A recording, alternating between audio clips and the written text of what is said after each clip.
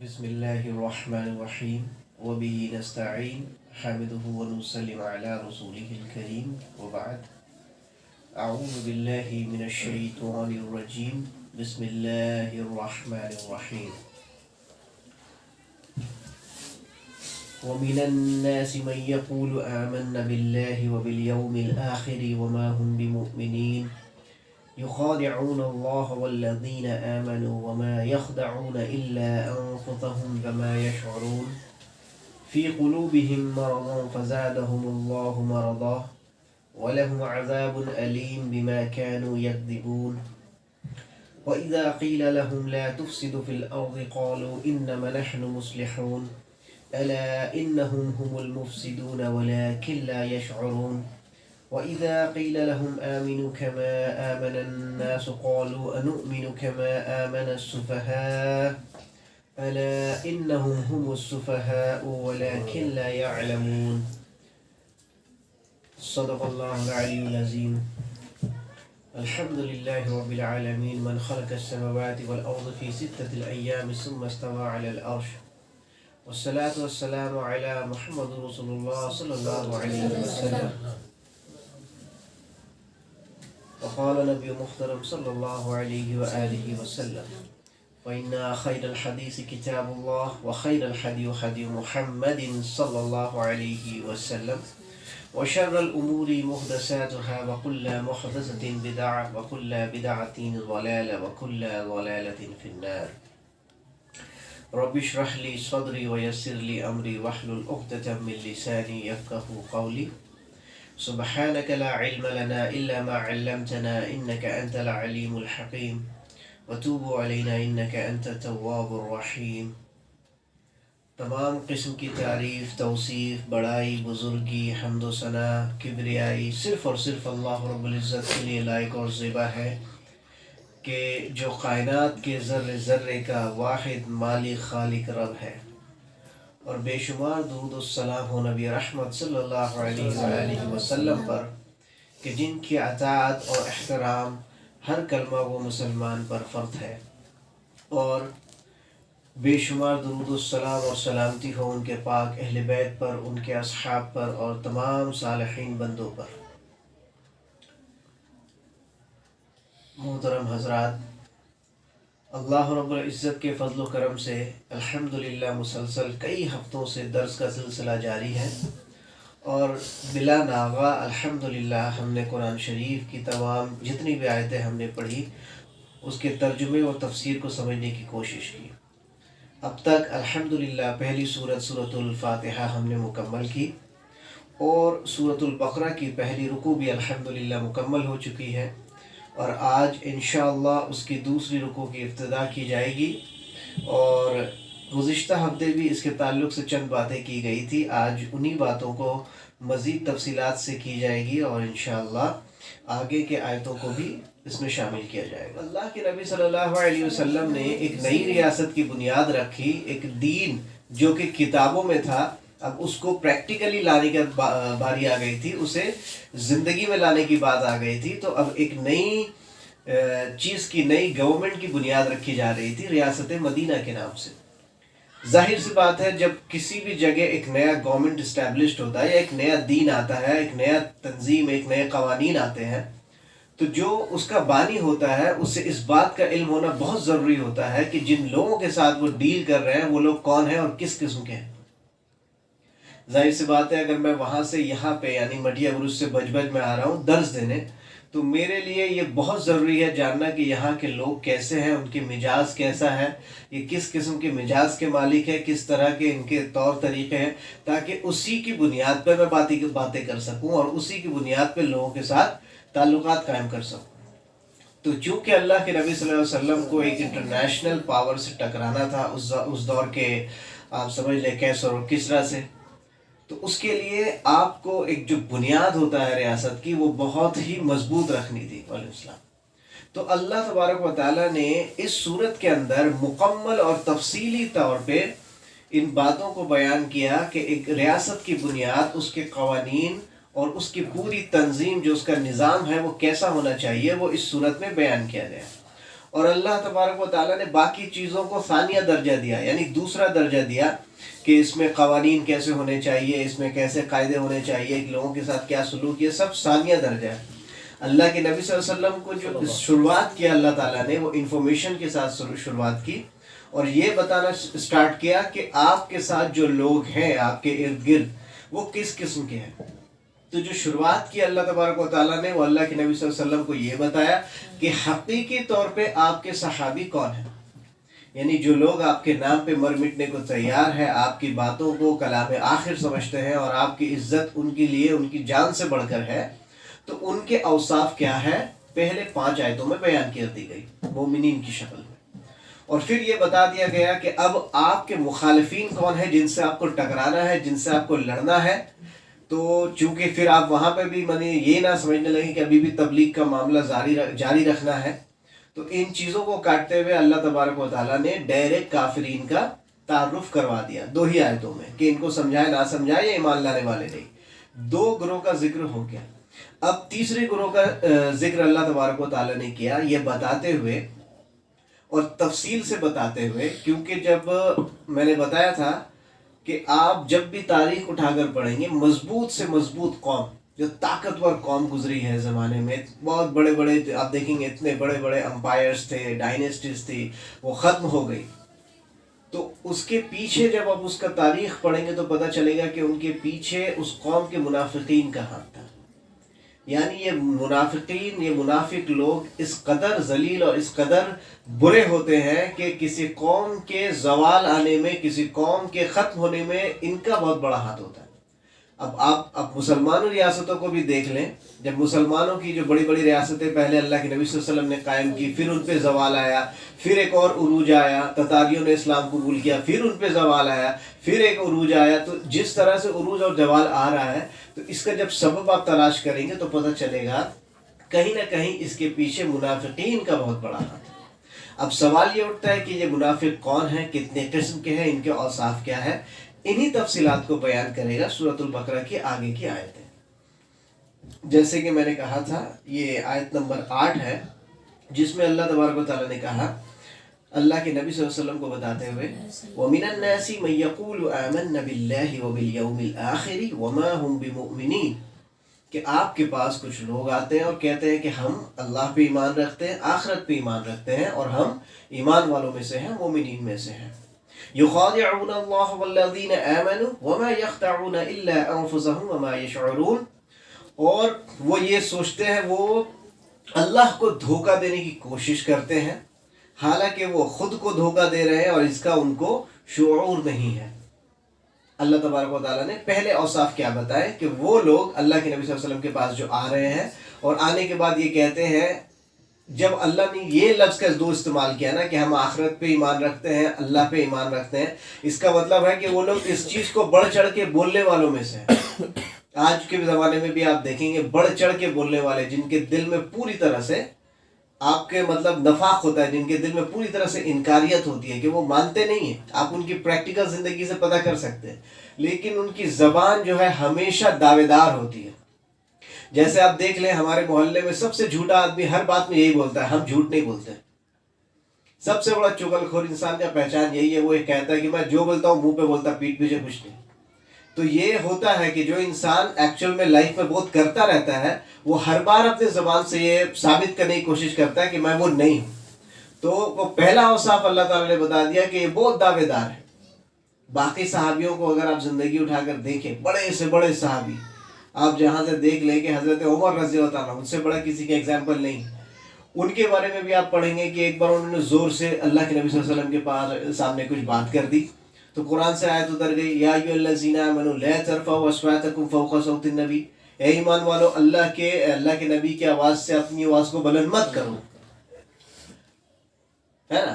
تو کیا ہو جائے گا، تمہارے اعمال برباد ہو جائیں گے، تمہیں پتہ بھی نہیں چلے گا۔ تو اب حضرت عمر کی کیفیت تو یہ ہونی چاہیے کہ میرے اتنے تو فضائل ہیں، مجھے تو جنت کی بشارت دی گئی ہے، یہ وہ، لیکن آپ کا عمل کیا تھا؟ اتنے آہستے سے بات کرتے تھے اس کے بعد کہ اللہ کے نبی صلی اللہ علیہ وسلم کو بولنا پڑتا تھا کہ اے عمر کیا بول رہے ہو، دہراؤ، میں نے سنا نہیں۔ یعنی جو لوگ جن کو سرٹیفکیٹ مل چکا تھا جنت کا، ان کا عمل ایسا تھا، لیکن جو لوگ جن کو یہ معلوم ہی نہیں تھا کہ وہ جانے والے کہاں ہیں، لیکن صرف اپنے زبان سے وہ اس چیز کو اتنا دباؤ کہ جیسے میں کہا دعوے دار الفاظ میں بولتے تھے کہ ہر بات میں ان کا یہی رہتا تھا کہ آمنا باللہ و بالیوم الآخر، میں تو اللہ پہ اور اس پہ ایمان رکھتا ہوں۔ اب جیسے تفسیر کیا ہے مفسرین نے کہ یہ 3 قسم کے لوگ ہوا کرتے تھے۔ پہلے کون لوگ ہوتے تھے؟ پہلے وہ لوگ تھے جو پورے دل سے ہی اللہ کے نبی صلی اللہ علیہ وسلم کے انکاری تھے، لیکن ان کے پاس اتنی طاقت نہیں تھا کہ مشرکوں کی طرح آ کے بول سکے، تو اس وجہ سے انہوں نے نفاق کا ایک پوشاک اوڑھ لیا، جس میں سے سب سے بڑھ کر تھا عبداللہ ابن ابی ابن سلول۔ عبداللہ ابن سلول جو تھا وہ رئیس المنافقین جسے کہا جاتا ہے، تو وہ پہلا گروہ تھا۔ اس کا ایک کہانی یہ ہے کہ اللہ کے نبی صلی اللہ علیہ وسلم سے پہلے اس کی سرداری منتخب ہونے والی تھی مدینہ میں، یثرب میں، یعنی اللہ کے نبی صلی اللہ علیہ وسلم اگر نہیں پہنچتے تو یثرب کا سردار کون بنتا؟ عبداللہ ابن سلول بنتا۔ لیکن چونکہ اسی وقت اللہ کے نبی صلی اللہ علیہ وسلم آ گئے اور وہ سردار بن گئے، اس کی سرداری چھن گئی، تو اب اسے ان لوگوں کے بیچ میں بھی رہنا تھا اور دل سے وہ مسلمانوں سے نفرت بھی کرتا تھا، تو اس لیے اس نے نفاق کا مطلب ایک لباس اوڑھ لیا اور اللہ کے نبی صلی اللہ علیہ وسلم کے پاس آ کے بولتا تھا میں تو ایمان لاتا ہوں آپ پہ، اور جو اس کے ماننے والے تھے یہ لوگ۔ دوسری قسم کے جو لوگ تھے اس میں پائے جاتے تھے، جن کا ذکر یہ دوسرا اللہ تعالیٰ نے کہا یخادعون اللہ والذین آمنوا وما یخدعون الا انفسهم وما یشعرون۔ یہ جو لاسٹ لفظ اللہ تعالیٰ نے استعمال کیا وما یشعرون، یہ وہ لوگ تھے جن کو شعور نہیں تھا کہ وہ لوگ منافق ہیں۔ یہ کون لوگ تھے؟ یہ وہ لوگ تھے جو بیچ میں پھنس چکے تھے، یعنی یہ لوگ نہ کھل کر مسلمان ہو سک رہے تھے اور نہ ہی کھل کے عبداللہ ابن سلول اور یہودیوں کی مخالفت کر سکتے تھے، تو یہ لوگ نے ایک سیف سائڈ لے لیا تھا، یعنی جیسے نفاق کہتے ہیں ایک بل کو جس کا دونوں طرف جو ہے نا ہول ہو، یعنی آپ یہاں اگر کوئی آئے تو یہاں سے بھاگ جائے، یہاں کوئی آئے تو یہاں سے بھاگ جائے، دو منہ ہونا۔ تو اب یہ لوگ کیا کرتے تھے کہ جب اللہ کے نبی صلی اللہ علیہ وسلم کے پاس آتے تو ان کی تعریفیں کرتے، اور جب یہاں سے وہ جاتے تھے واپس اپنے عبداللہ ابن سلول کے پاس یا یہودیوں کے پاس، اور وہ لوگ جب بولتے تھے کیا ہوا تم تو مسلمان ہو گئے، تم تو عقل مند ہوا کرتے تھے مسلمان، تو یہ لوگ کہتے تھے کہ نہیں ہم کہاں مسلمان ہوئے، ہم تو بس ان کو بیوقوف بنا رہے ہیں۔ تو اسی لیے میں نے اس کا ترجمہ کیا کہ اللہ نے کہا نا یخادعون اللہ والذین آمنوا، کہ وہ لوگ اللہ اس کے مومنین بندوں کو دھوکہ دینے کی کوشش کرتے ہیں، پوری طرح سے دھوکہ دے نہیں پاتے۔ دھوکہ اس لیے نہیں دے پاتے کیونکہ اللہ جانتا ہے آپ کی سازش کو۔ اگر اللہ نہ جانے تو ہی نا آپ دھوکہ کا مطلب مجھے پتہ نہیں آپ کے بارے میں، اللہ کو سب پتہ ہے، اللہ کے رسول صلی اللہ علیہ وسلم کو سب پتہ ہے، تو وہ دھوکہ دینے کی اپنے ظلم میں کوشش کرتے تھے، لیکن اللہ نے کہا وما یخدعون الا انفسهم، لیکن وہ اپنے آپ کو دھوکہ دے رہے تھے۔ تو یہ یقینی بات ہے کہ اللہ نے جب کہا کہ وہ اپنے آپ کو دھوکہ دے رہے، یعنی کہ وہ اپنے آپ کو دھوکہ اس بات سے دے رہے ہیں کہ ان کو یہ لگتا ہے کہ اس سے وہ محفوظ رہیں گے، امن میں رہیں گے، لیکن ہونا کیا ہے کہ دنیا میں تو وہ ذلیل ہوں گے، آخرت میں بھی آگ میں جلیں گے۔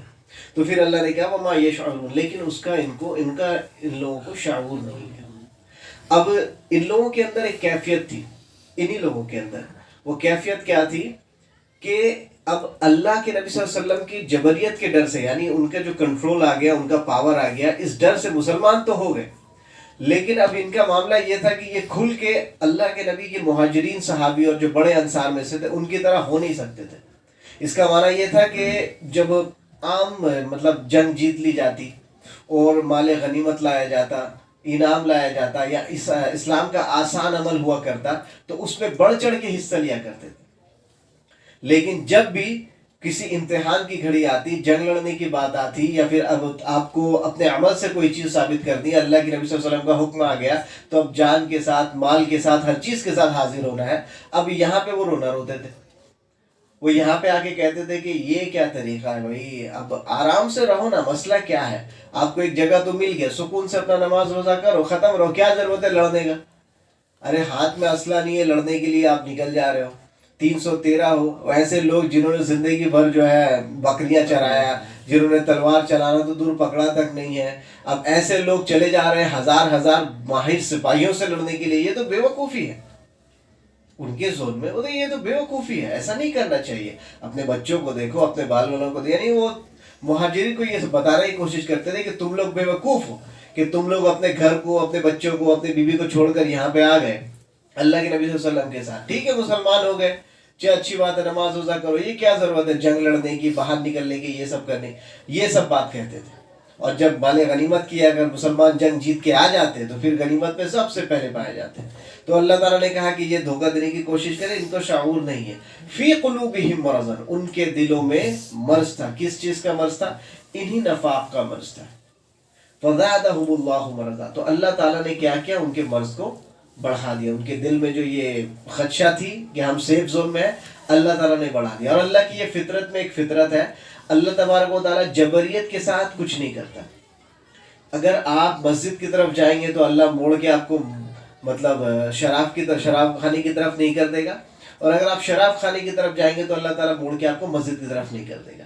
اگر آپ کا دل نفاق کی طرف ہے تو اللہ تبارک و تعالیٰ اسی میں آپ کو اضافہ دے دے گا۔ یہ پرانا بھی تھا اور ابھی بھی تھا، اسی لیے ہر طرح کے لوگ ہر دور میں پائے جاتے ہیں۔ اگر آپ کافر بننا چاہتے ہیں، آپ کے دل میں کفر ہے، تو اللہ تبارک و تعالیٰ زبردستی آپ کو اسلام نہیں دے گا، آپ کو اسی میں رہے گا رکھنے کا۔ اب اللہ تعالیٰ کی ذمہ داری تھی نبیوں کو بھیج دینا، کتاب نازل کر دینا، تو یہ سارا کام اللہ تبارک و تعالیٰ آلریڈی کر چکے ہیں۔ اس کے علاوہ جو جیسے میں نے شروعات میں کہا کہ جو انسان کا خود کا ذہن ہے، فوادہ ہے، وہ ساری کوالٹیز انسان کو اللہ تعالیٰ نے آلریڈی دے رکھی ہے۔ اب اس کے بعد بھی اگر اللہ انگلی پکڑ پکڑ کے سب کو مسجد کی طرف لائے تو دنیا میں لانا، بھیجنا اور عبادت قرآن، اس کا کیا مطلب رہتا ہے؟ کچھ نہیں۔ تو اسی لیے اللہ تبارک و تعالیٰ نے یہاں پہ ان لوگوں کی نشانی بتائی، یہ کافروں کی، کہ یہ اس طرح سے مطلب پریکٹیکل ہونے سے ڈرتے ہیں، صرف منہ پہ بڑی بڑی باتیں رہتی ہیں ان کی، اور جب ان سے کہا جاتا ہے کہ اپنے اعمال دکھاؤ تو یہ نہیں دکھاتے۔ تو اللہ تعالیٰ نے کہا کہ فزادہم اللہ مرضا، یہ ان کے دل میں جو یہ سوچ ہے نا کہ چلو ہم بے وقوف بنا دے رہے محمد صلی اللہ علیہ وسلم کو، نہ ہم کو جنگ لڑنا پڑ رہا، مال بھی مل جا رہا آرام سے ہے، تو اللہ نے کیا؟ فزادہم اللہ مرضا، اللہ نے ان کے دل کو بڑھا دیا، یعنی اب سیٹسفائی ہو گئے اپنے آپ سے۔ پھر اللہ نے ان کا انجام بتایا، وَلَهُمْ عَذَابٌ عَلِيمٌ، اس سے پہلے کہا وَلَهُمْ عَذَابٌ عَظِيمٌ، کافروں کو بڑا عذاب ملے گا، اور ان کو ملے گا وَلَهُمْ عَذَابٌ عَلِيمٌ۔ علیم جو ہے وہ عظیم کے اوپر مقدم ہے، یعنی کہ علیم کے معنی ہوتا ہے بڑا دردناک عذاب، یعنی اگر آپ عظیم اور علیم کو ملائیں گے تو عظیم کے بنسبت علیم کافی اوپر ہے، کہ ان لوگوں کو بہت ہی دردناک عذاب ملنے والا ہے، بما کانوا یکذبون، اس کفر، اس جھوٹ کے سبب جو یہ لوگ بولتے ہیں۔ کیسا جھوٹ؟ پہلا جھوٹ تو وہ اپنے آپ کو بولتے ہیں کہ یہ اللہ کے نبی کو بیوقوف بنا لے رہے ہیں، دوسرا جھوٹ جو یہ سمجھتے ہیں کہ یہ مسلمان ہے۔ تو ان تمام جھوٹ کے بنسبت اللہ تعالیٰ ان کو دردناک عذاب دے گا۔ پھر کہا وَإِذَا قِيلَ لَهُمْ لَا تُفْسِدُوا فِي الْأَرْضِ قَالُوا إِنَّمَا نَحْنُ مُصْلِحُونَ، اور جب ان سے کہا جاتا ہے کہ زمین میں فساد مت پھیلاؤ تو یہ کہتے ہیں ہم تو مفلسین، یعنی فساد مٹانے والوں میں سے ہیں۔ اب فساد سے مراد کیا ہے اور فساد مٹانے سے؟ یہ ایسی باتیں کر کے، یعنی اللہ کے نبی صلی اللہ علیہ وسلم کے جو صحابی ہے، یعنی جب اللہ کے نبی صلی اللہ علیہ وسلم، اب آپ دیکھ لیں کہ جب ابتدائی دور آیا اور جب بدر کا موقع آیا، تو بدر کے موقع میں کیا ہے کہ اللہ کے نبی صلی اللہ علیہ وسلم کا ایک لشکر تو تیار ہوا، لیکن وہ لشکر ایسا تھا کہ نہ اس کے پاس کوئی اسلحہ تھا، نہ ان لوگوں کو کوئی اچھی ٹریننگ تھی۔ ایسا ہے کہ ان لوگوں میں سے اکثر وہ لوگ تھے جنہوں نے کبھی جنگ میں شرکت ہی نہیں کی، کبھی نہیں کیا۔ اب ویسے لوگ جو ہے لڑنے کے لیے چلے گئے کن سے؟ 1000 لوگوں سے، اللہ کے نبی صلی اللہ علیہ وسلم کی بات سن کر۔ اور اسی وقت جو لوگ نکلا کرتے تھے تو یہی لوگ بولتے تھے اللہ کے مدینے کی عورتوں کو کہ یہ تمہارے بچوں کو لے کر جاتا ہے محمد، نعوذ باللہ قتل کروا دیتا ہے۔ کیسے؟ یہودی یہ سب باتوں کو نہیں، اس یہودی کے جو علماء تھے اس دور میں، اب وہ تو ڈائریکٹ آ کے گھر گھر جا کے بول نہیں سکتے تھے، تو وہ منافقوں کو استعمال کیا کرتے تھے۔ جیسے آج کل آپ دیکھیں گے جب آپ نے ایک صحیح دین آپ نے صحیح دین پڑھ لیا، اب جب آپ لیں گے نکلیں گے معاشرے میں بات کرنے کے لیے، تو جو آپ کے مخالف ہیں وہ ڈائریکٹ آپ کے پاس نہیں آتے، وہ کیا کرتے ہیں؟ انہی لوگوں کو چنتے ہیں جو آپ کے نظر میں بھی اچھے، ان کے نظر میں بھی اچھے، اور ایسے لوگ کیا کرتے ہیں؟ آپ کے گھروں میں آ کے، آپ کے قربت داروں کے پاس جا کے کیا کرتے ہیں؟ آپ کے کیریکٹر اسیسینیٹ کرتے ہیں، یعنی کہ آپ کی جو آپ کا کردار ہے اس کو ختم کرنے کی کوشش۔ یہ کہ اس زمانے کے لوگ اللہ کے نبی صلی اللہ علیہ وسلم کو کس لیول پہ سمجھتے ہیں کہ اپنے جھگڑے کا فیصلہ بھی آپ کے پاس کرنے کو آتے، لیکن جو ہی آپ نے اعلان کر دیا نبوت کا اور آپ کتاب کے ساتھ آ گئے اور آپ لوگوں کو آپ نے ان کی خرابیاں بیان کرنی شروع کی کہ جن کی عبادت تم کرتے ہو یہ اللہ نہیں ہے بلکہ اللہ وہ ہے جس کی مورتی نہیں ہو سکتی، جس کی عبادت اس طرح سے ہونی چاہیے، آپ کے اندر یہ خرابیاں ہیں، تو پھر ان کا پہلا اٹیک کیا آیا؟ ارے تم تو امی ہو، تم نے تو پڑھنا لکھنا نہیں سیکھا، ارے تم تو وہ ہو جس نے کبھی توریت دیکھا نہیں، انجیل دیکھا نہیں، پھر تم کیسے بیان کر رہے ہو کہ انجیل میں کیا ذکر ہے، توریت میں کیا ذکر ہے؟ کیریکٹر اسیسینیٹ کرنے کی کوشش کی. اور وہی چیز جو ہے یہاں کے یہ جو منافقین تھے یہ بھی مدینہ میں وہی کر رہے تھے. اللہ کے نبی صلی اللہ علیہ وسلم کے پاس آگے بول رہے کہ اللہ کے نبی ان کے عورتوں کے گھر میں، یعنی صحابی کو بھی نہیں بولتے، صحابی کے گھر پہ جا کے ان کی عورتوں کو کہا کرتے تھے کہ تم لوگ کس کے پیچھے ہو، نعوذ باللہ محمد صلی اللہ علیہ وسلم کے پیچھے ہو. یہ تو لوگوں کو لے کر جاتے ہیں اور لے جانے کے بعد قتل کروا دیتے ہیں. تم خود ہی سوچو بھلا 300 لوگ 1000 فوج کے مقابلہ کر سکتے ہیں؟ اور پھر اگر آپ ان کو یہ جواب دیتے تھے کہ یار تم جس کی بات مان رہے ہو وہ اللہ کا نبی ہے، اگر اللہ کے نبی یہ کہتے ہیں کہ 10 لوگ 10 لاکھ کا مقابلہ کر سکتے ہیں تو کر سکتے ہیں، کیونکہ وہ عام بادشاہ نہیں اور باقاعدہ جیت کر آئے. تو وہ کیا کہتے تھے کہ ہم تو اصلاح کرنا چاہتے ہیں، ہم چاہتے جھگڑا فساد نہ ہو، میں تو اچھی بات کہہ رہا ہوں. جیسے یہاں پہ کہتے ہیں میں تو اچھی بات کہہ رہا ہوں، کیا ضرورت ہے جوانی میں داڑھی رکھنے کا اور زیادہ نماز روزہ کرنے کا اور یہ مت کرو وہ مت کرو. یار جوانی کا دن ہے، تھوڑا انجوائے کرو، بوڑھا پائے گا تو نماز پڑھنا. یہ سارے منافقوں کی بات ہے اور قوم کو تباہ و برباد کرنے والے یہی لوگ ہوتے ہیں. صلاح الدین ایوبی جو تھا، جنہوں نے فتح واپس کیا تھا بیت المقدس کو، ان کا یہ جملہ تھا اور تاریخی جملہ ہے کہ کسی قوم کو برباد کرنا ہے اس میں بے حیائی اور فاحشہ چیزوں کو عام کر دو، منافقوں کو کھلا چھوڑ دو. کیونکہ یہ منافقین ایسے ہوتے ہیں جو اس زمانے میں بھی ایریا توڑنے کے لیے آتے تھے. اسی لیے اللہ نے باقاعدہ لفظ کے ساتھ ان لوگوں کے جو آپس میں گفتگو ہوتے ہیں ان گفتگوؤں کے ساتھ یہ آیتیں نازل کر دی. کہہ دیا کہ یہ لوگ تو کہتے ہیں ہم تو فساد نہیں پھیلا رہے، ہم تو اصلاح کرنا چاہتے ہیں. سیم آج کے دور کے پولیٹیشینز کو آپ اٹھا کے دیکھ لیں، ان کی باتوں سے فساد پھیلتی ہے، لیکن جب اس سے پوچھا جاتا ہے کہ آپ بھڑکاؤ بھاشن کیوں دے رہے تو کہ ہم تو امن چاہتے ہیں، ہم تو چاہتے ہیں جنگ نہیں ہو. لیکن اکثر وہی لوگ جنگ پھیلاتے ہیں. تو اللہ تعالیٰ نے ایک یونیورسل آیتیں بتائی ہے کہ ہر مفسدین اپنے آپ کو مصلحین کہتا ہے. حالانکہ اللہ تبارک و تعالیٰ نے اور صحابیوں نے کیوں اس طرح سے اس دور میں وہ لوگ چین سے نہیں بیٹھتے تھے، ہر وقت وہ لوگ لڑنے کے لیے اور اسلام کے عروج کے لیے تیار رہتے تھے، کیونکہ وہ 10 سال ہی ان کو ملنے تھے.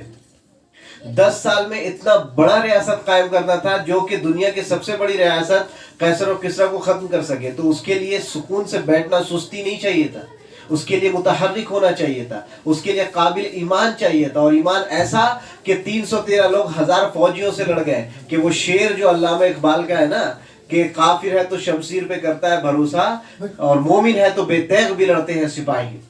تو یہ جو بے تیغ لڑتے ہیں سپاہی یہ ثابت ہوا ہے صرف اور صرف بدر میں کہ ان لوگوں کے پاس نہ اسلحہ تھا، نہ بارود تھا، نہ تلوار تھا، نہ تیر تھا، نہ اور رہتا بھی تو کوئی فائدہ نہیں، چلانا نہیں آتا تھا. لیکن پھر بھی ان لوگوں کے دل میں یہ ایمان تھا کہ اللہ کے نبی صلی اللہ علیہ وسلم ہمارے رہبر ہے اور وہ رہبر وہ ہے جو ہمیں جنت لے کر جائیں گے. بھلے ہی ان کے بات یہ کلیئر تھی کہ جو کاز کے لیے وہ لوگ اٹھے ہیں وہ غلط نہیں ہے، وہ اپنے ایمان پہ ایک دم ثابت قدم تھے، لیکن ان کا ایمان ڈگمگایا ہوا تھا جیسا ہم لوگوں کا ہوتا ہے اکثر. دوسرا یہ لوگ تھے جیسے میں نے پہلے کہا محمد بن سلول اور محمد ابن سلول اور عبداللہ ابن سلول نعوذ باللہ، اور دوسرا یہ لوگ، اور تیسرا طبقہ کون تھا؟ جن کی منافقت کردار میں تھی، یعنی بات سے کچھ نہیں بولتے، ہاں نماز پڑھنا چاہیے، ارے نماز تو فرض ہے، لیکن مسجد میں آپ ان کو صرف جمعہ کا دن دیکھیں گے. اور وہ ایسے شخص ہوتے ہیں جن کا کپڑا میں اتنا زبردست آئرن ہوتا ہے اور آنکھ سرمے سے پر کپڑے میں عطر لگا رہتا ہے صرف جمعہ کے لیے. اور ایسے لوگ نماز کے اتنے فضائل بیان کریں گے کہ آپ نے سنے بھی نہیں ہوں گے، لیکن یہ لوگ نماز نہیں پڑھتے، کردار کے منافق. تو 3 جو میں نے جماعت بتائی یہ 3 قسم کے لوگ تھے اور یہ کہتے تھے قالوا انما نحن مسلمون، ہم لوگ تو اصلاح کرنا چاہتے ہیں. پھر اللہ نے کہا الا انهم هم المفسدون ولكن لا يشعرون، اللہ کی قسم اللہ نے کہا خبردار ہو جاؤ یہی لوگ فساد پھیلا رہے ہیں. اور ان کا پھر کہا ان لوگوں کو شعور نہیں، یہ ابھی بھی یہ لوگ نہ کنفرم ہے کہ یہ لوگ مومن ہیں، نہ ہی کنفرم ہے کہ یہ منافق ہے، لیکن کہ ان کے جو کردار ہے یہ اعمال ہے یہ اعلان کر رہا ہے کہ یہ منافق ہے. پھر کہا وَإِذَا قِيلَ لَهُمْ آمِنُوا كَمَا آمَنَ النَّاسُ، جب ان سے کہا جاتا تھا کہ ان لوگوں کی طرح ایمان لاؤ، مہاجروں کی طرف دکھایا جاتا، بڑے بڑے مومنوں کی طرف دکھایا جاتا ان کے اوپر ایمان لاؤ، تو کہتے قَالُوا وَنُؤْمِنُ كَمَا آمَنَ السُّفَهَاءُ، آپ چاہتے ہو کہ میں ان بیوقوفوں کی طرح نعوذ باللہ ایمان لاؤں. سفہاء یعنی بیوقوف کا جمع ہے عربی میں. تو وہ کہتے تھے کہ آپ چاہتے کہ میں ان بیوقوفوں کی طرح ایمان لاؤں، یعنی کہ اپنے گھر کو چھوڑ دیا ہے، اپنے بیوی بچوں کو چھوڑ دیا ہے. آپ ایک چھوٹا سا عمل دیکھیں کہ صحیح بخاری میں ایک روایت آتا ہے حدیث نمبر 3780 کہ عبد الرحمن ابن عوف رضی اللہ تعالیٰ عنہ بڑے قبیلے میں سے تھے. ابن عوف کا جو ہے بڑا قبیلہ تھا اسلام مکے کے اندر. جب مکے سے مدینہ ہجرت کر کے حضرت عبد الرحمن ابن عوف رضی اللہ تعالیٰ آ رہے تھے، راستے میں آپ کی بیویوں کو چھین لیا گیا، آپ کے بچے کو چھین لیا گیا، آپ کے سواری کو چھین لیا گیا، حتیٰ کہ آپ تنہا اکیلا مکے سے ہجرت کر کے مدینہ آئے. اب مدینہ آنے کے بعد جب آپ کے تعارف اللہ کے نبی صلی اللہ علیہ وسلم نے انصاریوں سے اپنی محفل میں انصاریوں سے کروایا کہ یہ عبد الرحمن ابن عوف رضی اللہ تعالیٰ ہے، وہاں سے آئے ہیں، تو سعد بن ابی ربیعہ رضی اللہ تعالیٰ انصاری میں امیر تھے، یعنی پیسے والے تھے. ان سے ان کی بات کروا دی کہ یہ پیسے والے ہیں، اور اللہ کے نبی صلی اللہ علیہ وسلم نے ان کا تعارف ان سے اس لیے کروایا کیونکہ پیسے والے تھوڑی مدد کریں گے. تو اب ایمان دیکھیے ابن ربیعہ رضی اللہ تعالیٰ کا. اور بخاری کے لفظ ہے، کہتے ہیں کہ یہ لوگ جانتے ہیں کہ میں مدینے میں امیر لوگوں میں سے ایک امیر انسان ہوں، تو اے عبد الرحمن آپ میری دولت کا آدھا حصہ لے لیں، اور میرے پاس 2 بیویاں ہیں، آپ ان لوگوں میں سے دونوں کو دیکھ لیں، جو آپ کو پسند آئے آپ ان کا انتخاب کر لیں، میں ابھی ان کو طلاق دے دوں گا، عدت گزارنے کے بعد آپ ان کے ساتھ نکاح کریں. یعنی آج کے دور پہ جتنا بھائی جتنا رشتہ دار زبان پہ ہوتا ہے، ہمارے جیب سے اتنے پیسے نہیں نکلتے کہ بندے کا پیٹ بھر سکے. تو اس دور میں کس طرح کا ایمان تھا، اور اللہ کے نبی صلی اللہ علیہ وسلم کی وہ کیا تربیت تھی کہ مدینے جیسا جگہ جہاں پہ اکثر لوگ غریب ہوا کرتے تھے، ویسی جگہ میں امیر ہونا بڑا مشکل کا بات ہے. اور ایسی جگہ میں امیر ہونے کے بعد صحابی یہ کہہ رہے ہیں کہ آپ میری آدھی دولت لے لیں، اور اس سے بڑھ کر کہ میری 2 بیویاں ہیں، آپ دونوں میں سے کسی کو بھی پسند کر لیں تو ایک کو میں طلاق دے دوں اور آپ سے وہ نکاح کر لیں. اتنا زیادہ ایمان کیوں؟ کیونکہ میں نے شروعات میں کہا تھا ایمان مومنوں کی کیا ہے، وَمِمَّا رَزَقْنَاهُمْ يُنْفِقُونَ، وہ لوگ اللہ کے راہ میں خرچ کرتے ہیں اپنے کمائے ہوئے حلال رزق کو. تو اس کو وہ اللہ کا راہ سمجھتے تھے. کیوں مدد کر رہے؟ کیا رشتہ تھا عبد الرحمن ابن عوف سے؟ اس مجلس سے پہلے تو وہ اس شخص کو نام سے بھی نہیں جانتے، پہلی بار ملاقات ہوئی اور ملاقات کروانے والے اللہ کے نبی. تو ایسی کون سی محبت تھی کہ اپنا آدھا دولت اپنی بیوی دینے کو تیار ہو گئے. تو جیسا کہ میں نے قرآن کی آیت پڑھی تھی کہ اس نعمتوں کو یاد کرو، تم ایک دوسرے کے دشمن تھے، میں نے اللہ کے نبی کو تمہارے بیچ بھیجا اور تم لوگ ایک دوسرے کے بھائی ہو گئے. آج تو بھائی کا حق ہونے کے باوجود بھی کوئی حصہ دینے کو تیار نہیں، زمین کے چھوٹے سے ٹکڑے کے لیے ایک دوسرے کے قتل کر دیتے اور پھر بولتے ہیں مسلمان بھائی. یہ ہے نا مسلمان بھائی جو بخاری کی حدیث میں پڑھنا. تو اس کے بعد عبد الرحمن ابن عوف کہتے ہیں بارک اللہ فی، اللہ تمہاری بیوی میں اور تمہارے مال میں برکت دے، مجھے یہ نہیں چاہیے، تم بس مجھے بازار دکھا دو کہ بزنس کہاں پہ ہوتا ہے، میں انشاءاللہ کچھ کر لوں گا. تو ان کو غالباً بنو قنیہ یا ایسی ایک بازار تھا وہاں پہ، ان کے پاس بھیج دیا گیا. تو وہاں پہ انہوں نے بزنس کیا اور واپس اللہ نے ان کو برکت دی، اور جو مالدار جیسے وہ پہلے تھے بعد میں بھی ہو گئے. تو میں یہ کہہ رہا کہ ان چیزوں کو وہ منافق دیکھ رہے تھے، اور دیکھنے کے بعد کیا بول رہے تھے؟ بے وقوف. یعنی اللہ تبارک و تعالیٰ جب ان لوگوں کو بول رہے ہیں کہ اس طرح سے ایمان لاؤ، یعنی ایسا تمہارا جو پوٹینشیل ہونا چاہیے، تو کہتے تھے میں ان بیوقوفوں کی طرح ایمان لاؤں. تو اللہ تبارک و تعالیٰ نے غصے میں آ کے کہا ہے الا انہم هم السفہاء ولکن لا یعلمون، کہ یہ لوگ بیوقوف ہیں اور ان کو علم نہیں ہے، اور خبردار ہو جاؤ یہی لوگ بیوقوف ہیں اور اس کا ان کو علم نہیں ہے. وَإِذَا لَقُوا الَّذِينَ آمَنُوا قَالُوا آمَنَّا وَإِذَا خَلَوْا إِلَىٰ شَيَاطِينِهِمْ قَالُوا إِنَّ مَعَكُمْ إِنَّمَا نَحْنُ مُسْتَهْزِئُونَ اللَّهُ يَسْتَهْزِئُ بِهِمْ وَيُمُدُّهُمْ فِي طُغْيَانِهِمْ يَعْمَهُونَ. کہا اس کے بعد کہا وہی چیز کو دہرائی وَإِذَا لَقُوا الَّذِينَ آمَنُوا، اور جب انہیں کہتے ہیں کہ ایمان لے کے آؤ تو کہتے ہیں قَالُوا آمَنَّا، ہم تو ایمان لا چکے. جب آپ بھی کسی کو بولتے ہیں نا بھائی جب مسلمان ہو تو اچھے سے مسلمان بنو، دین کو فالو کرو. جب تم اپنے آپ کو مسلمان بھی کہتے ہو، بے حیائی تمہارے اندر ہے، حرام خوری تمہارے اندر ہے، نماز کے پابند تم نہیں ہو، سچ تم نہیں بولتے ہو، ہر چیز کی خرابی تمہارے اندر ہے، یار اسلام لاؤ. تو پھر وہ لوگ کیا کہتے ہیں؟ ہم تو مسلمان ہیں ہی، تم بہت زیادہ بن رہے ہو. جیسے میں نے کہا تھا لوگ نماز پڑھنے کو اچھا کام کہتے ہیں، یہ نہیں سمجھتے کہ یہ پڑھنا فرض ہے. تو کہا کہ آپ ان سے پوچھتے ہیں، اللہ تعالیٰ جب ان کو صحابی جب ان سے کہتے تھے یار ایمان لاؤ، تو کہتے قالوا آمنا، ہم تو ایمان لائے. وَإِذَا خَلَوْا إِلَىٰ شَيَاطِينِهِمْ، اور جب وہ اپنے شیطانوں کے پاس جاتے ہیں، شیطان سے مراد یہاں پہ یہودی کے علماء ہیں، اور ابی ابن سلول، یہ دونوں، یہ شیاطین جو ہے نا، یہ جو لفظ شیطان ہے یہ عربی کے دو لفظ میں سے ایک میں سے بنا ہوا ہے. ایک ہوتا ہے شطانہ. شطانہ کے معنی ہو جاتا ہے دور ہو جانا. جو عزازیل تھا، جو جنوں میں سے ایک تھا، جس کا ذکر ہم لوگ آگے پڑھیں گے، جس نے اللہ حضرت آدم علیہ السلام کو سجدہ کرنے سے انکار کر دیا تھا، تو اللہ نے کہا تھا یہ شیطان ہو گیا، یعنی اب دور ہو گیا اللہ کی رحمت سے. اب قیامت تک اس کے پاس، یا قیامت کے بعد بھی اس پہ کبھی رحمت نہیں آنے والی. اللہ کی رفقت، اللہ کی مغفرت اس پہ نہیں، یہ دور ہو چکا ہے ان چیزوں سے. تو شیطان کا ایک معنی ہوتا ہے دور ہو جانا، اور دوسرا ہوتا ہے شتینہ یا شاطینہ، اس سے بنا ہے. اس کا معنی ہو جاتا ہے غصے سے بھرا ہوا، تکبر سے، غصے سے بھرا ہوا. اب جب اس کی بےزتی ہو گئی اس لوگوں کے سامنے کہ اس نے سجدہ نہیں کیا، تو اللہ تبارک و تعالیٰ نے اس کو ذلیل کیا فرشتوں کے سامنے، تو وہ غصے سے بھر گیا، تکبر سے، اور اس تکبر کی بنیاد میں اس نے اللہ کی مخالفت کو اپنے لیے فرض قرار دے دیا. ہوتا نہیں ہے کہ اب تو ہم یہ کریں گے، دیکھتے ہیں کون کیا کر لیتا ہے. یہ جو ہمارے اندر ہوتا ہے نا کہ آپ کسی کو اچھا کام بولیں گے، یار سگریٹ مت پی، اچھا بات نہیں ہے، یا یہ مت کرو، ایک بار، دو بار، تین بار، چار بار، اب تو ہم کریں گے، دیکھتے کون کیا کر لیتا ہے. تو یہ شیطان والا عمل ہے. شیطان حقیقت میں ایک کردار کا نام ہے. اب چاہے وہ جن اختیار کرے یا انسان اختیار کرے، وہ شیطان بن جاتا ہے. جیسے اللہ تعالیٰ قرآن میں آگے کہتا ہے ان المبذرین کانوا اخوان الشیاطین، جو لوگ فضول خرچ کرتے ہیں وہ شیطان کے بھائی.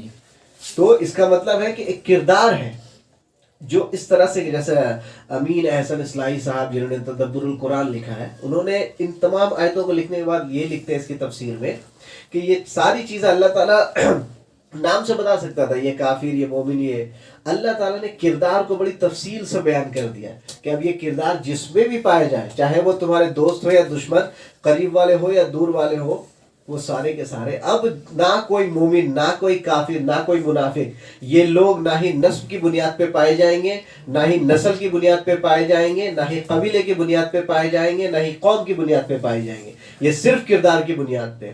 یہ ہو سکتا ہے کہ باپ مومن ہو، بیٹا کافر ہو، یہ ہو سکتا ہے کہ بیٹا مومن ہو، باپ کافر ہو. اب اس میں کوئی بات نہیں آ سکتی کہ جیسے بعض مذہبوں میں ہوتا ہے کہ اس کا بیٹا ہی راجا بنے گا، برہمن ہونے کے لیے برہمن پیدا ہی ہونا پڑے گا، یہ پیدا. اب نہیں.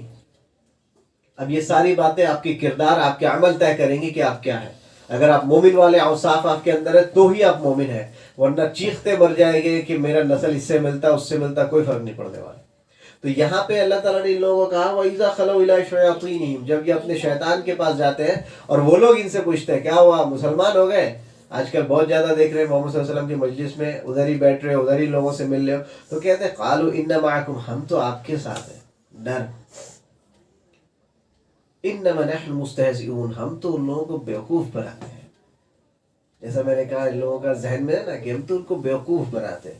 اللہ نے کہا اللہ یستہزئ بہم ویمدہم فی طغیانہم یعمہون، در حقیقت وہ اپنے آپ کو بیوقوف بناتے ہیں، وہ لوگ عقل کے اندھے ہیں. اللہ نے کہا طغیانہم یعمہون، وہ لوگ عقل کے اندھے ہو چکے ہیں. یعنی ایک تو آنکھ سے اندھا جس کو کچھ دکھتا نہیں ہے، ایک ہوتا ہے عقل کے اندھا جس کے سامنے حق رکھو یا باطل اس کو کوئی فرق نہیں پڑتا. سمجھ گئے؟ تو اللہ نے کہا کہ یہ ویسے لوگ ہیں جن کو، یہی وہ لوگ ہیں جو اپنے آپ کو بیوقوف بناتے ہیں اور اللہ عقل کے اندھے لوگ ہیں ایسے. پھر اللہ نے کہا اولئک الذین اشتروا الضلالۃ بالہدی فما ربحت تجارتهم وما كانوا مهتدین. اب ایک اور جملہ، بہت بڑا جملہ آ گیا. اللہ نے کہا یہ وہ لوگ ہیں جنہوں نے تجارت کیا ضلالت کے بدلے ہدایت. یعنی ہدایت اور ضلالت دو چیزیں ان کے سامنے رکھی گئی، ایک ہدایت رکھا گیا، ایک گمراہی رکھی گئی. تو انہوں نے بزنس کیا اور کیا کیا، ضلالت کو خرید لیا، ہدایت کو چھوڑ دیا. فما ربحت تجارتهم وما كانوا مهتدین. تو یہ جو بزنس انہوں نے کیا یہ ان کو کوئی فائدہ دینے والا نہیں ہے. اب آپ لوگ سوچتے ہو کہ کیسا تجارت، کیا سامنے رکھا گیا؟ آپ کے سامنے قرآن آ گیا، آپ کے سامنے دین آ گیا، آپ کے سامنے دو زندگی پیش کر دی گئی. ایک زندگی جو رب چاہے زندگی ہے، جہاں اللہ آپ کو جیسا جینے کے لیے بول رہے ویسا جینا ہے، اور ایک آپ کی منچاہی زندگی ہے، اور دونوں کے نتائج بتا دیے گئے. اگر آپ اپنی منچاہی زندگی جئیں گے تو فی الوقت ابھی کے لیے تو آپ انجوائے میں رہیں گے، لیکن آخرت میں آپ کے لیے کچھ نہیں. اور اگر رب چاہی زندگی جئیں گے تو آپ کے لیے آخرت میں جتنے انعامات بتائے گئے اس سے بہت زیادہ ہے. اللہ نے کہا کہ تم نہیں جانتے کہ تم کو کیا کیا ملنے والا ہے. تو آخرت کی زندگی کیسی ہونے والی ہے، لیکن ابھی کی زندگی اللہ کی مرضی کے مطابق ہونی چاہیے. تو ابھی ان لوگوں نے، یا اس جیسے ہم میں سے بھی بہت سارے لوگ ہیں، تو ہم نے کیا چنا؟ ہم نے اپنی مرضی کی زندگی کو چن لیا. اور یہ جو بزنس ہم نے کیا، یہ اللہ کہتے ہیں فما ربحت تجارتہم، یہ تجارت جو ہے بڑے ہی گھاٹے کا سودا. یہ لوگ اچھے بزنس مین نہیں. لیکن اگر آپ سے بتایا جائے، اور یہ ساری باتیں بنیاد ایمان کے اوپر ہوتی ہے، یعنی اگر آپ کو بتایا جائے کہ آپ 5-6 دن جیل میں رہ لو، کھانے کے لیے خراب سے خراب کھانا ملے گا، اور اس کے بعد آپ کو بہت ہی اچھی زندگی ملنے والی ہے، جو مرضی آئے کھاؤ، جو مرضی آئے رہو، تو دنیا میں بیوقوف سے بیوقوف انسان بولے گا 5 دن تو جیل کھٹنا ہے، مسئلہ نہیں. لیکن اگر کیا نام ہے اس کا، وہ جو انسان بولے گا نہیں ہم کو 5 دن بھی جیل کھٹنا نہیں ہے، اس کے بعد جو بھی مرضی آئے کرو، تو پھر اس انسان کو ہم لوگ کیا کہتے ہیں؟ بیوقوف کہتے ہیں. کہ 5 دن کی تکلیف کو وہ برداشت نہیں کر سکتا اور ہمیشہ کی بے تکلیف برداشت کرنے کا دعویٰ کرتا ہے. جیسے آج بہت سارے لوگ ہم کہتے ہیں نا کہ یار ہم لوگ جہنم میں جل لیں گے، ہمیں جہنم کی طلب نہیں، محبت ہے صرف آپ سے. یہ سب ڈائلاگ والے کرتے ہیں نا، نعوذ باللہ من ذالک کرتے ہیں. تو ایسے جو لوگ ہیں نا، ان لوگوں نے آخرت کے مطلب ہدایت کے بدلے اسلام ضلالت کو خریدا ہے. اور یہ چیزیں ان کو تب سمجھ میں آئے گی جب یہ ساری چیزیں وہ آخرت میں دیکھیں گے. جیسے قرآن آگے بیان کرنے والا ہے، جب ان کی آنکھیں چیزیں دیکھ لے گی تب سمجھ میں آئے گا. دنیا کے ہی آپ معاملات اگزامپل لے لیں کہ جب ہمارے بڑے داداؤں کو بولا جاتا تھا بھائی پیپر بناؤ، اپنا ڈاکیومنٹ صحیح کرو، تو باپ کا نام میں خان، بیٹا کا نام میں شیخ، اس کے نام میں انصاری رہتا تھا. ابھی اچانک سے NRC آ گیا ہے نا، ابھی سب کی حالت ہو گئی خراب، سب گورنمنٹ کو گالی دے رہا، اور بیٹا لوگ اپنا باپ دادا کو گالی دے رہا، کیا کام کر کے چلا گیا، اچھا کام کرتا تو میرے ساتھ بہتر. یعنی کب کیا ہو جائے دنیا میں بھی نہیں جانتے آپ. اس دنیا میں اگر آپ بیسیکلی دیکھیں تو کون خوش ہے اور کون محفوظ ہے؟ پوری دنیا میں آپ کو لگتا ہے امریکہ میں محفوظ ہے، وہاں پہ ریسزم چلتا ہے، وہاں پہ لوگوں کو آ کے مار دیا جاتا ہے. یہاں پہ آپ پوری دنیا جو ہے مسلمانوں کے کھلے دشمن بنے ہوئے. مسلمان سے زیادہ اس وقت کوئی ذلیل قوم نہیں ہے. اب آپ اٹھا کر دیکھ لیں کہ کیا حال ہو چکا ہے ہمارا. کیوں؟ کیونکہ ہم تیسرے درجے کردار کے منافق ہیں. کوئی مسلمان آپ کو نہیں ملے گا جو کہتا ہے کہ ہم اللہ کے نبی صلی اللہ علیہ وسلم سے محبت نہیں کرتے. میرا دعویٰ ہے دنیا کا کوئی بھی انسان مسلمان اگر ہوگا تو یہ بات نہیں کہے گا. اللہ کو ماننے والا ہوگا، نماز روزے سب کی تعریف کرنے والا ہو، کتاب قرآن کی تعریف، لیکن کردار سے منافق. اس پہ کوئی بھی چیز اس کو نہیں دکھائی دے گی. جیسے کہ قرآن میں اللہ آگے ذکر کرے گا أَتَأْمُرُونَ النَّاسَ بِالْبِرِّ وَتَنْسَوْنَ أَنفُسَكُمْ، تم دوسروں کو اچھائی کا حکم دیتے ہو اور خود اپنے آپ کو بھول جاتے ہو. تو یہاں پہ وہی چیز آنے والی ہے کہ ہم لوگ کردار کے منافق ہیں، جس کو یہاں بیان کیا جا رہا ہے. اور ہم لوگ ہمیں ہی جیسا آپ دیکھ لیں کہ اگر کوئی ہم میں سے جوان لڑکا میں سے کوئی داڑھی وغیرہ رکھ لے، اسلام کی طرف آ جائے، تو جب ان لوگوں کے ساتھ ملتا ہے، اپنے جو داڑھی والے لوگ ہیں، مومنین بھائی لوگ ہیں، تو ان کے ساتھ ایسا بات کرتا ہے کہ ان سے بڑا کوئی مومن نہیں. جب وہ شخص اپنے بندے لوگ میں جاتا ہے، یعنی جو پہلے لوگ جو تھے، تو ان کے ساتھ بولتا ہے، جب وہ لوگ ان کا مذاق اڑاتے کہا وہ مولوی بن گیا، کہا مولانا بن گیا، تو بولتا ہے ارے نئے لوگوں کے ساتھ تھوڑا رہتے ہی وہ نفاق ہے. یہ چیزیں اپنے اسلام اپنے ایمان کو کلیئر کرو. میں ہمیشہ کہتا ہوں ادخلوا فی السلم کافہ، اسلام میں کھل کے داخل ہو، اعلانیہ طور پہ بولو جو کر رہے ہیں، نہیں تو مت کرو. کیونکہ جب آپ جم کے کوئی کام کرتے ہو تبھی اس کا رزلٹ ملتا ہے آپ کو. اگر مضبوطی کے ساتھ آپ کھڑے ہوں گے نا، کسی بھی دور میں ہوں گے، اللہ تبارک و تعالیٰ اوپر کرنے والا اور نیچے کرنے والا ہے. اللہ تبارک و تعالیٰ نہیں دیکھتا. آپ دیکھ لینا پہلے کے دور میں سب مولانا لوگ یہ سوچنے لگا تھا کہ ہم ہی لوگ ہیں، ہمارا جس مولانا کا جتنا بڑا آڈینس وہ مولانا اتنا بڑا عالم. اب کیا ہو گیا کہ اللہ نے ایک چھوٹا سا بندہ جو کمرے کے اندر بیٹھ کے ویڈیو ریکارڈ کرتا ہے، محمد علی مرزا. اب آپ ایک چیز ہے، میں اس کی تعریف نہیں کر رہا ہوں، لیکن آپ ایک چیز دیکھیے کہ دور کیسا آ گیا کہ اب ایک بندہ ایک روم کے اندر ویڈیو ریکارڈ کر لیتا ہے اور چھوڑ دیتا ہے تو پورا دنیا میں تہلکہ مچ جا رہا ہے. تو یہ اوپر نیچے کرنے والا کون ہے؟ اللہ. یہ طاقت صرف اللہ کے پاس ہے، وہ کس کو اٹھائے کس کو گرائے. اور اللہ تبارک و تعالیٰ، میں نے کہا کہ آپ کے نسل کو نہیں دیکھتا، شکل کو نہیں دیکھتا، کچھ نہیں دیکھتا. اگر اللہ دیکھتا آپ کے کردار کو دیکھتا ہے، اور اسی کی بنیاد پہ آپ کو آخرت میں بھی ثواب ملنے والا ہے. اللہ نے کہا کہ یہ اچھے تجارتی نہیں ہوتے جو تھوڑی سی تکلیف دنیا کی، اور تکلیف بھی کیا، آپ کو شراب نہیں پینے بولا جا رہا ہے، آپ کو دودھ دیا گیا ہے. آپ کو زنا نہیں کرنے کہا جا رہا ہے، آپ کو 4 شادی کی اجازت دی گئی ہے. آپ کو حرام نہیں کھانے کے لیے کہا جا رہا ہے، آپ کو بزنس کے لیے کہا گیا. آپ کو یہ نہیں کہا جا رہا ہے کہ آپ سنیاسی ہو جاؤ اور بیٹھ کے 40 سال تک پاٹ پڑھتے رہو، بلکہ آپ کو کہا جا رہا ہے کہ بس جو حقوق العباد آپ پہ فکس کیا گیا ہے، اپنی ماں کے حق، اپنے والد کے حق، اپنے بہن کا حق، اپنا بھائی کا حق، انہی چیزوں کو دو، خوش رہو، کھاؤ پیو۔ کیا باقی صحابیوں نے اپنے آپ کو جیل میں بند کر لیا تھا؟ نہیں، ساری زندگی تھے۔ حضرت عمر ابن عفان رضی اللہ عنہ امیر تھے، پیسے کماتے تھے۔ عبد الرحمن ابن عوف رضی اللہ عنہ امیر تھے، پیسے کماتے تھے۔